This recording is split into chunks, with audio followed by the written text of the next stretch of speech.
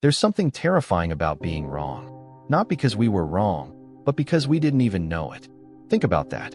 You could be living inside a false certainty right now, believing your thoughts are clear, that your opinions are informed, that your judgments are accurate. And yet, they're not. Because the greatest trap isn't ignorance. It's the illusion of knowledge. The most dangerous person in the room isn't the fool who knows he's a fool. It's the one who believes he's wise, but isn't. This isn't just about other people. It's about you and me. It's about all of us. What if your confidence, your certainty, your worldview wasn't clarity, but blindness dressed as truth? Let's begin there. There's a kind of ignorance that's louder than knowledge. It talks more, it argues harder, and it wears confidence like a costume, polished, proud, and utterly blind. Most people walk through life certain of their views, not because they've thought deeply, but because they've never truly questioned anything at all. And here's the irony. We think we see the world clearly, but what we're really seeing is a reflection of our own conditioning, our upbringing, our culture, our wounds, our fears. These shape the lens we look through, and that lens? It's invisible. That's what makes it so powerful and so dangerous.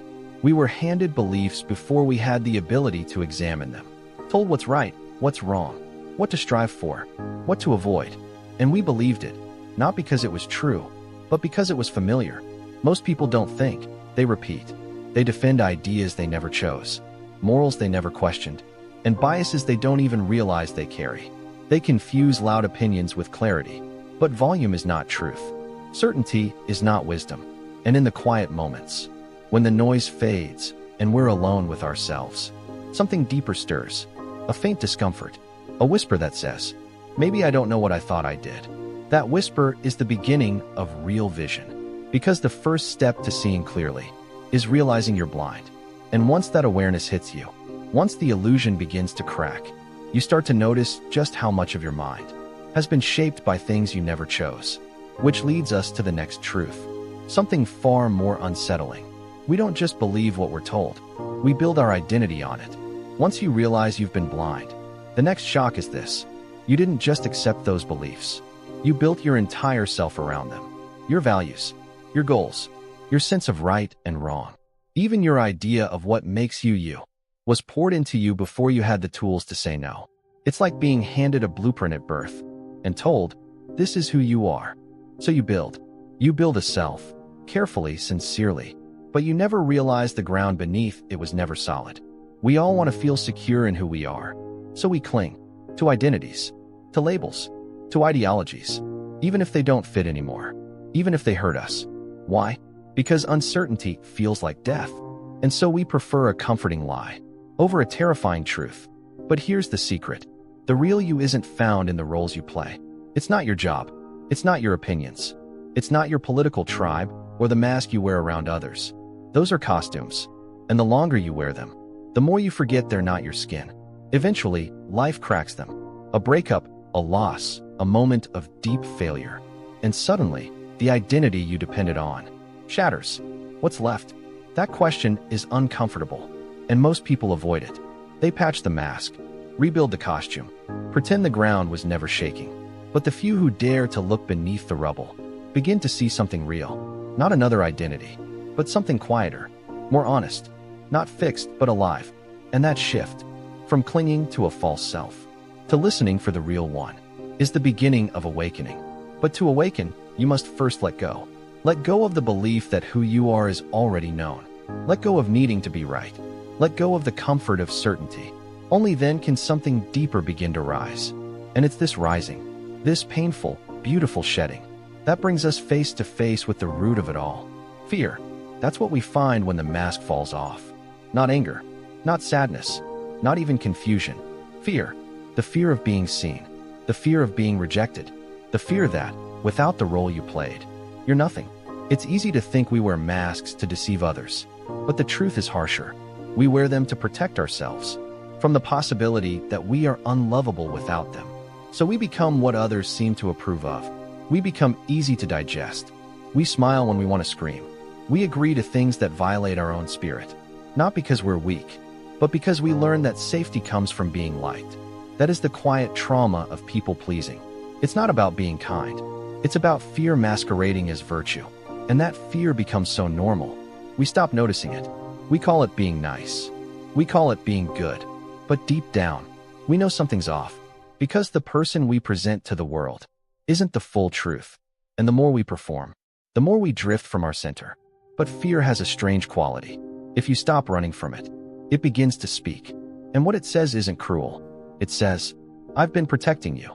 I thought if you stayed quiet, you'd be safe. I thought if you stayed small, you'd be loved. Fear is a child's logic. And that child still lives in you. Still believes love must be earned through sacrifice. But here's the turning point. Once you see fear for what it is, not a monster, but a misguided protector, you can stop obeying it. You can stop shrinking yourself to fit the room. Stop watering yourself down to avoid rejection. Because you finally understand. That rejection was never proof of your unworthiness. It was only a mirror, showing you who could not meet you where you are. And when you stop fearing that rejection, you become dangerous, not in the violent sense, but in the rarest sense. You become real. And that's where the world starts to tremble. Because the person who no longer fears being seen is the person no longer easily controlled. But how do we begin to reclaim that power? Where do we go once we stop performing? The answer lies in the next step. Something far more difficult than pretending. Silence. Silence is more than the absence of sound. It's the space where your true self emerges. For years, you've been playing the part, shaping your words, your actions, even your thoughts, to fit the expectations of others. The noise of the world fills every corner of your mind, leaving little room for you to simply be. But in silence, you face yourself. And when you truly face yourself, you begin to see the difference between who you are and who you've been pretending to be. Silence demands you to stop performing. It forces you to confront everything you've hidden, everything you've denied. And in that stillness, you discover your power, not the power of manipulation or control, but the power of being unapologetically yourself. But silence isn't easy. It's uncomfortable. It's terrifying. Because in silence, you can no longer escape your truth. You can't drown it out with distractions. You can't mask it with endless acts of service or approval. Silence strips away your ability to hide. And in that moment of raw honesty, you'll feel the weight of all your choices, the weight of the roles you've played, the lives you've lived at the expense of your own. But that weight isn't a punishment. It's freedom. Because once you stop trying to be who everyone else wants you to be, you finally give yourself permission to be, without apology, without guilt, without fear. And this is where the real power lies. Not in becoming someone else, but in embracing who you truly are. When you are silent long enough, you hear your soul, and the things it whispers aren't easy to hear.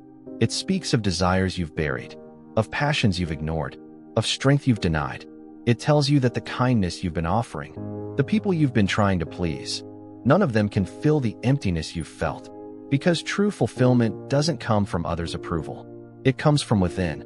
You don't need to change the world. You need to change the way you see yourself in it. And once you make that shift, you stop seeking validation in external places. You begin to trust yourself, to trust your own instincts. And you start to understand.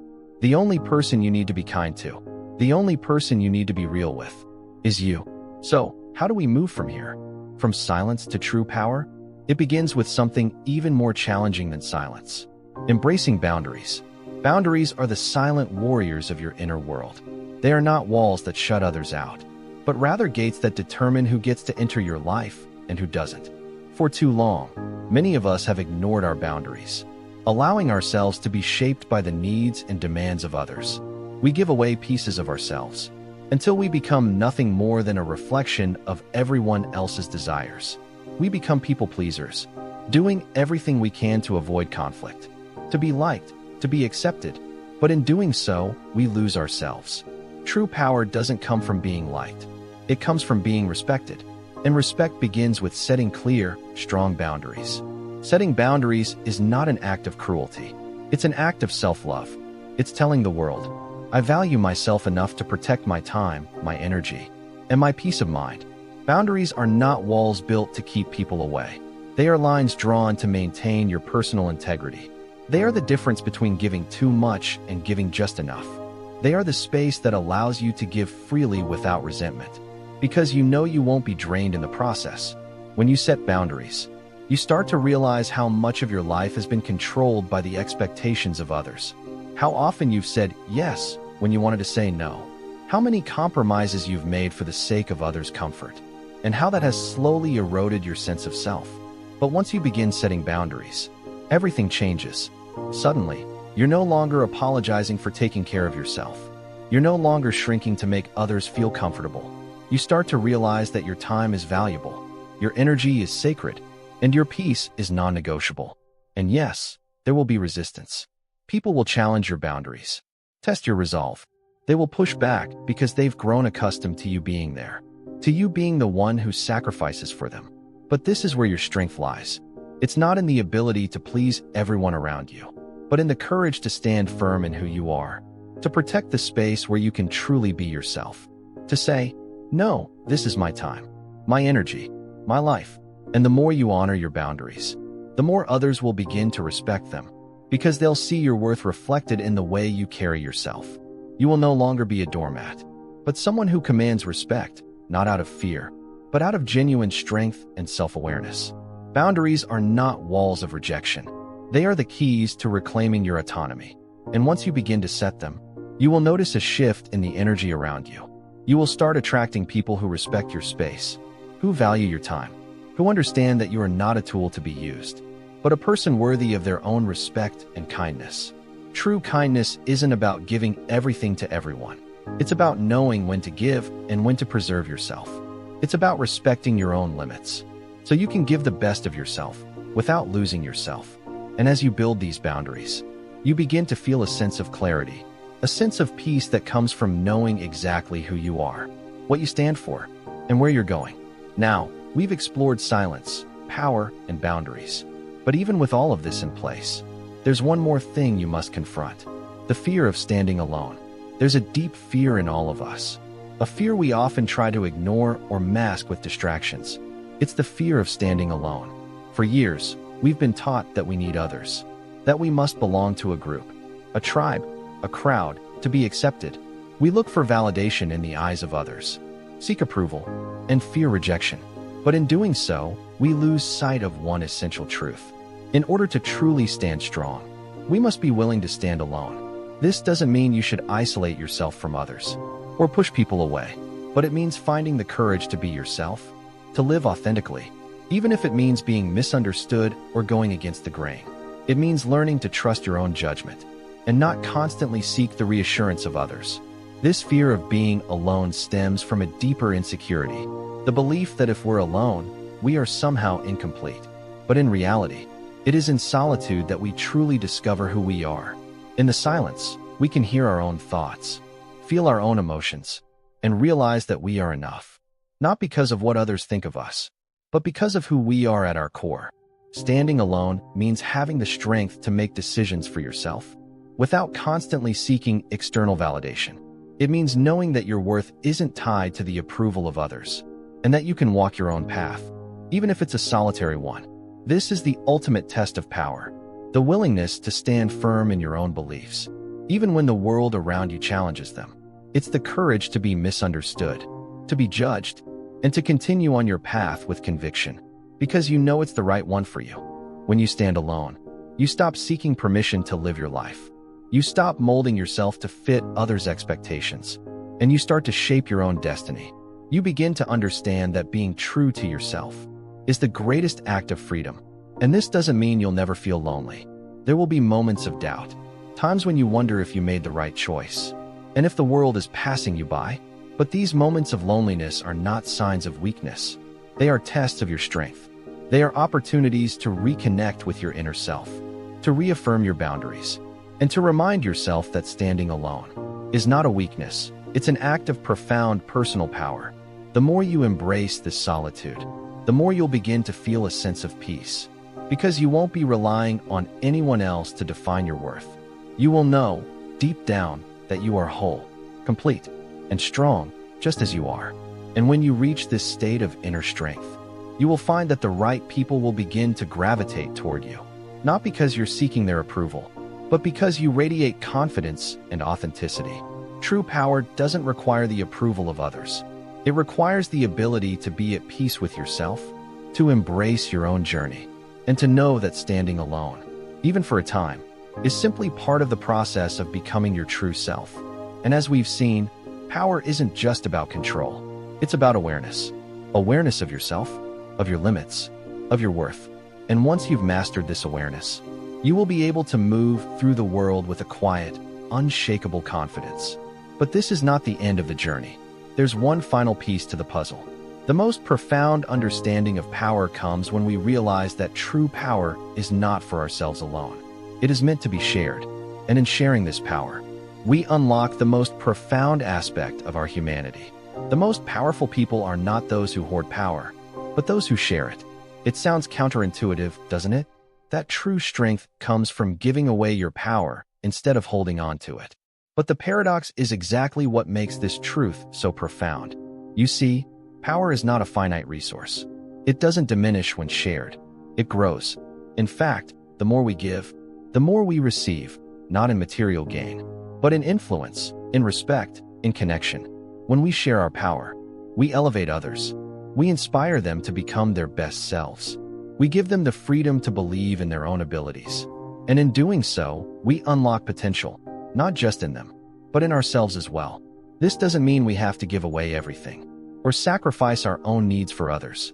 It means recognizing that power isn't just about taking control. It's about uplifting those around us.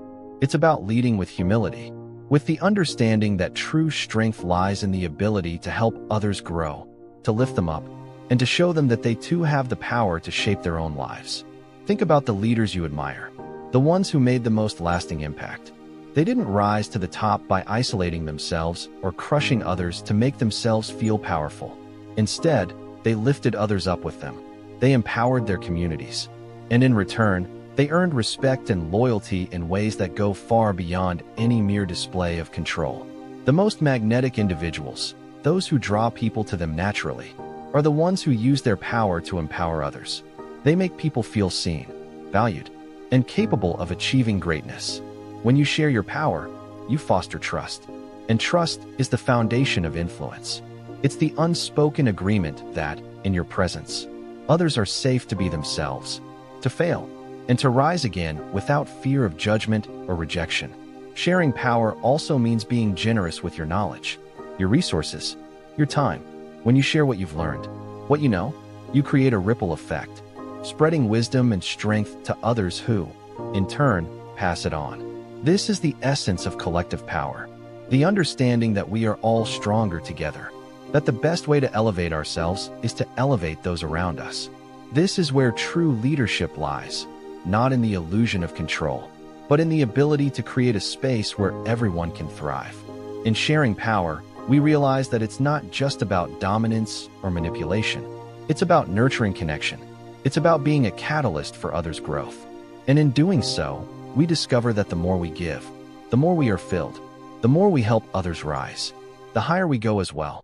When we begin to see power this way, as a force for good, as something that multiplies when shared, we realize that we don't have to play the game of domination, of winning at all costs. We can choose to rise by lifting others, by empowering them, and in turn, we become the kind of person people truly respect and admire. And yet, even in this sharing of power, there's a fine balance. While we empower others, we must also maintain our boundaries. This is the next layer of strength we need to explore, the strength to give without losing ourselves. You've heard the saying, a person who doesn't know how to say no isn't truly free. It's a powerful truth that underlines a crucial aspect of power, boundaries. The ability to set boundaries is not a weakness, but a form of self-respect, and it is essential to maintaining genuine strength in any area of life. When you set boundaries, you're not closing yourself off from the world. You're not being rigid or unapproachable. Instead, you're defining where your energy goes, where your time and focus will be directed. Boundaries are an act of self-preservation. They protect your mental, emotional, and even physical well-being. They ensure that you can share your power without burning out, without losing yourself in the process. Too often, we fall into the trap of thinking that in order to be kind, to be respected, we must give of ourselves endlessly. But here's the truth. You cannot pour from an empty cup. If you constantly give without ever considering what you need, you'll soon find yourself depleted, resentful, and disconnected from your own sense of self. This is where many people pleasers fall short. They give without boundaries, without protecting their own needs. Boundaries are not about being cold or distant. They're about maintaining a sense of integrity.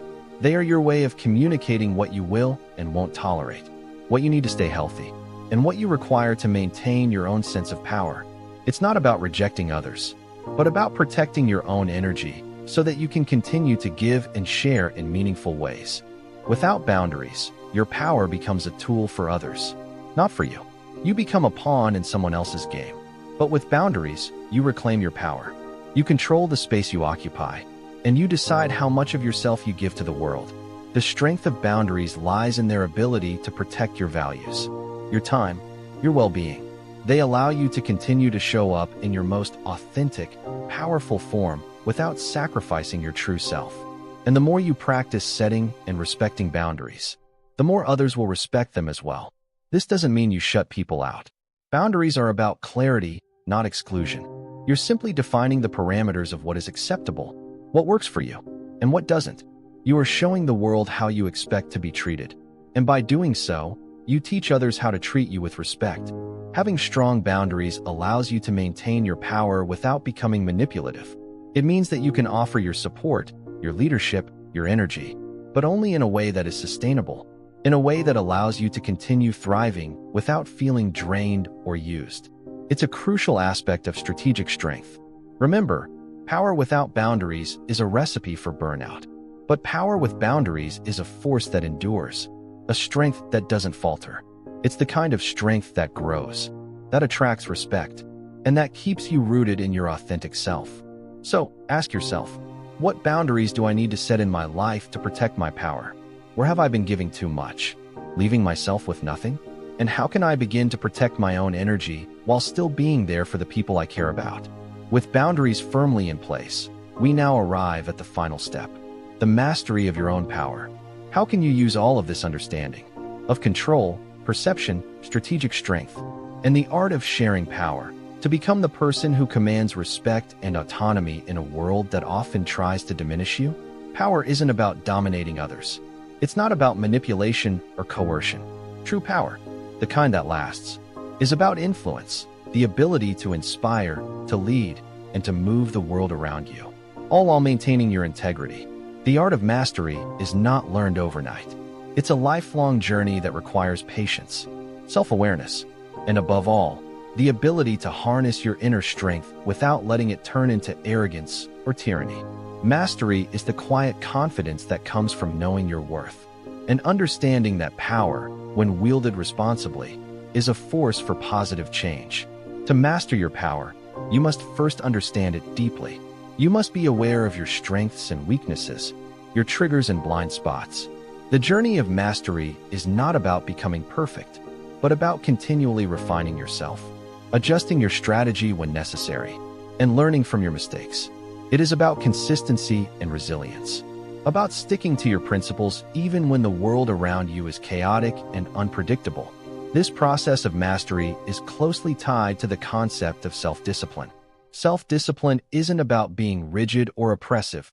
It's about creating a framework for yourself to grow within, to stretch beyond your limits while still staying grounded in your values. It's about having the mental and emotional strength to do what is necessary, not what is easy. Self-discipline allows you to stay focused on your long-term vision, even when the distractions of short-term desires pull at you. In the quest for true power, you'll also learn that influence is much more effective when it's earned, not demanded. Respect cannot be forced. It must be cultivated.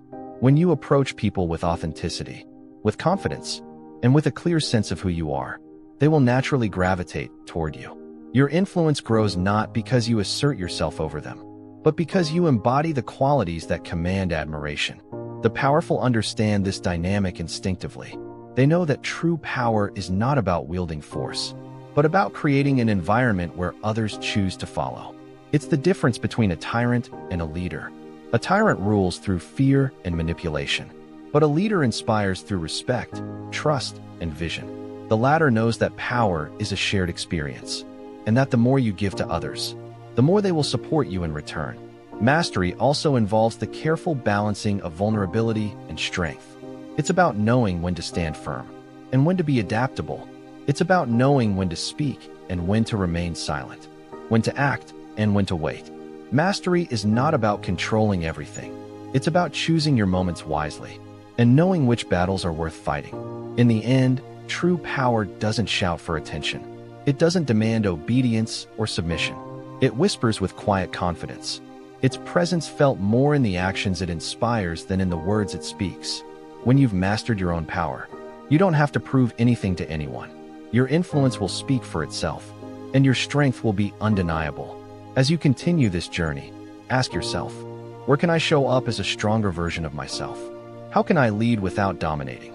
How can I influence others by being the best version of myself? Not through force, but through authenticity?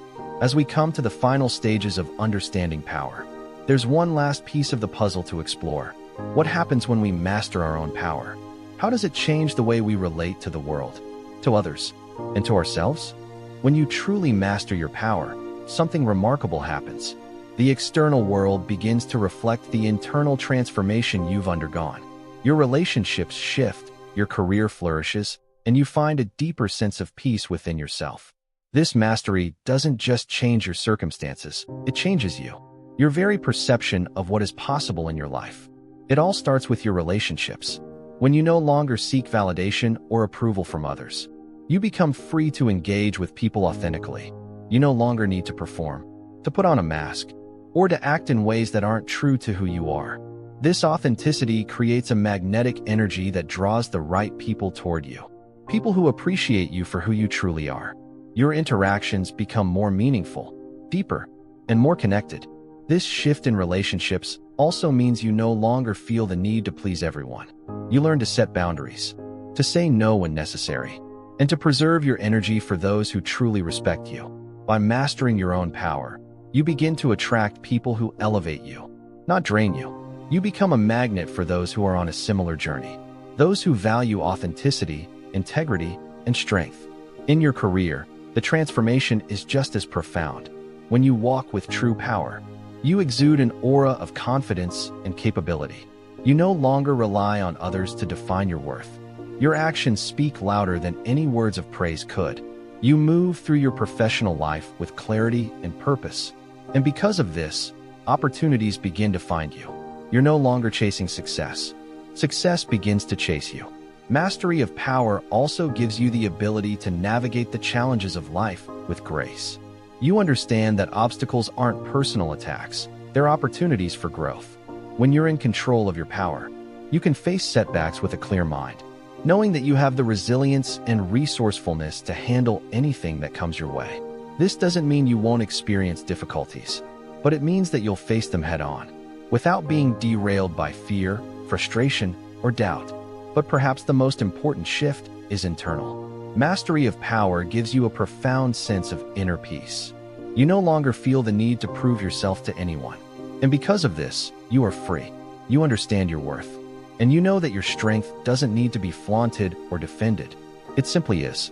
This inner peace radiates outward, creating harmony in every area of your life. When you have inner peace, everything around you falls into place. Relationships, career, and personal fulfillment. This transformation isn't just about gaining control of external circumstances. It's about the peace that comes with knowing you are in control of your internal state. You no longer need to be tossed around by the whims of fate, by the opinions of others, or by your own emotional reactions. You become the calm in the storm, and that calm has a magnetic, transformative effect on everything around you. As you continue to walk this path, ask yourself, how has my relationship with power changed? How can I continue to refine and grow, not just in my career or relationships, but in my inner world? What does true freedom look like for me? And how can I embody that in every moment? We've explored the depths of power and its mastery, from understanding the roots of powerlessness, to challenging the illusions of virtue, to developing strategic strength, and finally, to mastering our own inner power. In the end, power is not just a tool to control the world, it's a tool to control ourselves, to shape our own destiny, and to create a life that is true to who we are. As we wrap up this journey, remember that true power comes not from dominating others, but from mastering yourself. When you are at peace within, When you understand and embrace your own strength, you become unstoppable, and that is the true essence of power.